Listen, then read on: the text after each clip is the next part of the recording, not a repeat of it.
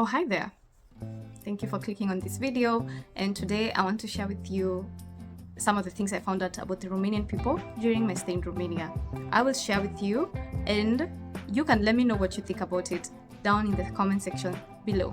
I really love reading the comments and engaging with you. Mulțumesc, mulțumesc.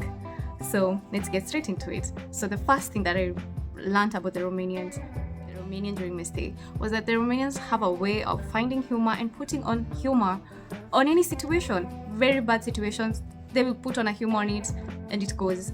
And I found that this really makes them brave and gives them a confidence to deal with anything. Like nothing is too big, that kind of an attitude. I found this to be very interesting. And you know, the idea of making a joke in a very bad situation, like it would really catch me off guard in moment where I'm like, wait, this is not as serious as I thought, you know? I used to have a lot of moments like that, like, isn't this serious? Because they just put a joke on it or make it humorous, and I'm like, oh my god, this is serious. But I later realized that it's their way of dealing and getting things done, you know? Because in my culture, you really can't joke about some bad situation. Like somebody would slap you if you try and even make a joke during that moment. So I found that to be really unique to the Romanians, and I feel like it kind of makes them very brave, and they have like this survival energy that I can't quite explain. They have this survival spirit that they know they can do anything, and they know they can make it anywhere, and they know themselves. That's something else I found out about Romanians. And because they also know they're hardworking, they know they're workers, like nothing is ever too big of a deal to them. So, have you ever been in a country where people have more than one birthday? Well, just like me, I had never been until I went to Romania. So, welcome to Romania, in a country where people can have more than one birthday and it's okay and it's very normal. So, this is what happened. So, I share the same birthday date with my mother-in-law, and we celebrated our birthdays in April 9th. So like 2 months later, I'm told we need to send my mother-in-law a message to wish her happy birthday. And I was like, what? Didn't we just celebrate our birthdays like 2 months back? What's this new birthday about? Like, yeah, it's her name day, it's something with a saint. I was like, okay. I actually didn't ask too many questions at that point. I was like, I don't get it. And I think somewhere again in September, we had to also wish her a happy birthday. And I was like, how many times should we wish you a happy birthday? It's 3 times in a year. Come on. How many birthdays do you need? But seriously though, I did not know about this naming system in Romania, whereby a lot of people are named after the saints. So from Saint John, I think we have the names Ion, Ionela, Ioana, those kind of names. And then we also have Saint Mary, we have Mariana, we have Maria, we have Marianne.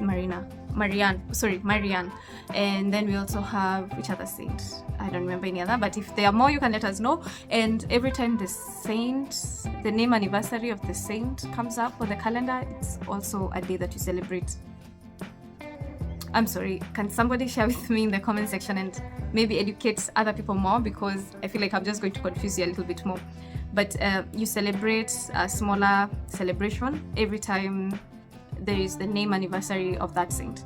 So it can be 2 times in a year, 3 times in a year. It just depends on how the saint appears on the calendar. I still find this to be very fascinating, honestly, and I still haven't wrapped my head around it, but maybe in the coming years I'll get used to this. But come on, how many birthdays does one person need in a year? But anyway, it's just a form of celebration to celebrate the name. So as you celebrate the name, it's not really a birthday, it's just a name celebration kind of thing. Yeah, I hope that makes sense. I've never seen this, because the rest of the world, we celebrate birthdays once a year, and maybe the next thing you'll celebrate again is your anniversary, or you know, those kind of celebrations. But something relating to naming, we don't have this. So it was really interesting. Unfortunately, my name is Maggie, so I don't think I'll be celebrating with the saints. But luckily, I'm surrounded by people whose names are with saints. I have Saint John, and I also have Saint Mary. So I'm gonna be busy in the course of the years. Oh my god. The thing that I also don't know is that I don't know if somebody expects a gift with every birthday, because that can be very expensive, you know, buying a gift every time your name comes on the calendar. Honestly, these are just some of the things that you find out about other cultures that really just brings joy to your life, you know?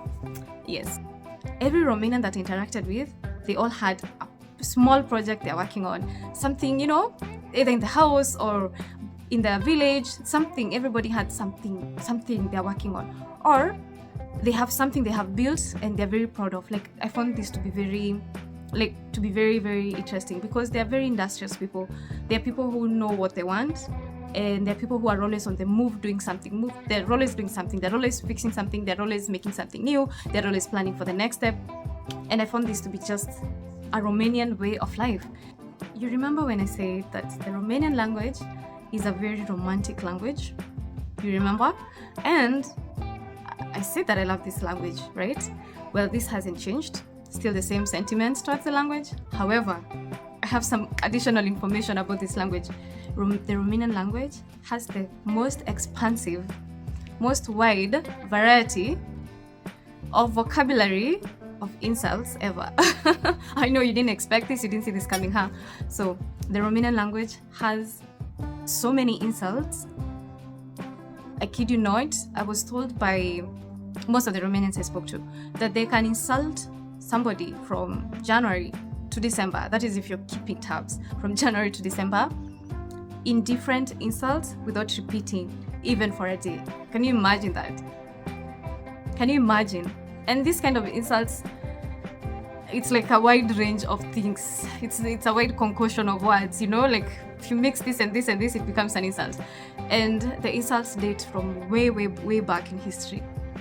And this I know because I spoke to someone elderly, and she told me that it's normal. She told me it's been very normal for many years for insults to be done. So it's like, it's not a big deal. It's not like a now thing from the young generation. No. It's been normal. Insults have been there from way back, and it's normal. It's normal. I was like, how is this normal? Because where I come from, we really don't insult each other. In fact, every time somebody will tell me their insults or the insults they have in Romania and ask me, and you, what insults do you have? Well, apart from the F word, the other insult we have in Kenya is calling somebody a dog. In Swahili, it is mbwa. So calling somebody mbwa wewe, like that person has been so offended. It could be in national TV, but by the way, I'm serious about this.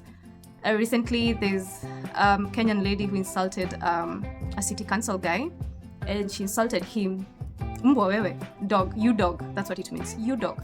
And it was trending for days in Kenya, like a month ago. So I'm serious about this. The much and very bad insult we have in Kenya is dog, and this is because dogs in our African society, I don't know if I think it's the whole Africa. In Kenya, we don't consider dogs as part of the family as how we do here in Europe. In the African society, the dogs are like part of the animals, things that belong outside. They have no value. They're just considered for security purposes. And so if somebody calls you a dog, they have really demeaned your value, and they have compared you to a dog. And that's why people really get offended when you call them a dog. Yeah, so that's how it goes. So every time after somebody has told me in Romania, like a bunch of, insults that are this fat, and I would say ours is a dog, they're like, what? Are you serious? Well, and some of these insults, when you translate them to English, they completely lose the meaning.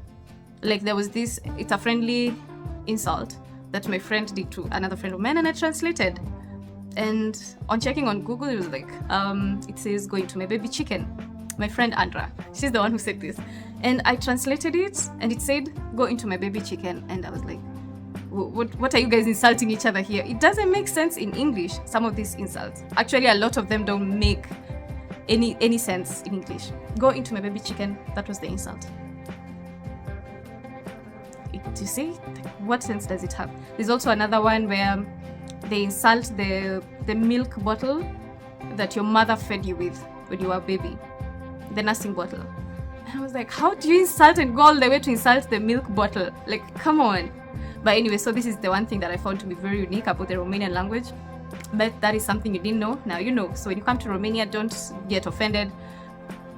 Most of it is very friendly, and also something else to note, Romanians are very open and very honest and very straightforward.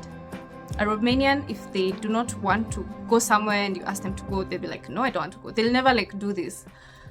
And a Romanian will tell you as it is. If you put on some weight, a Romanian will be like, did you get fat? You know, they will never put on shades for you. No. And which I found to be very good, because if you're getting friends, you don't want friends who will put on shades and not tell you the truth with things. So this I really like. And if you have like a very sensitive soul, then maybe Romania is not for you. Something fun I learned while in Romania is that a lot of the homes we visited, they had cellars where they had pickled foods, pickled vegetables. Can be cucumbers, castraveti murati, that is the result. Can be paprikas and things like that. I saw some small carrots also inside, so, and jams, fruit jams, from plums, from all that, from plums, from different kind of fruits, and then wine, a lot of wine, or tuika, or alcohol made from fruits. We found that a lot in the cellars, and also we found that that people really have the culture of putting things in jars, and not only in the village where people have cellars, but also in Bucharest. And for me, I found this to be very different, because I've never seen this, I've never experienced the pickling process of putting things in pickles. And we have only bought pickles in the supermarket in Kenya, and people don't really appreciate pickles as much as here. Actually, you find not a lot of people really buy pickles. And so coming here and experiencing this, it was really like one of those things that you say you have to have visited to experience. And I found this to be very, very unique, because we do not have this culture of putting things in jars in Africa. Can be in the upper parts of Africa and the lower parts of Africa, but specifically from Kenya, we really don't put things in jars for purposes of preservation. No, we don't. And also watch some videos. There's this Romanian old couple. They pickle even boiled eggs during the not so cold seasons, and then they will have the boiled eggs later, maybe during winter, and they put them in their cellars. So I found this to be very, very interesting to watch and to be part of. And I really hope that someday in future I can also be able to pickle my own things. I also saw that people also preserve cabbages to be used later to make sarmales and things like that. Being in Romania has been an experience of a lifetime for me, and thank you for tagging along with me and experiencing this with me. Thank you for subscribing, for sharing, for liking, for commenting, and until next time, la revedere!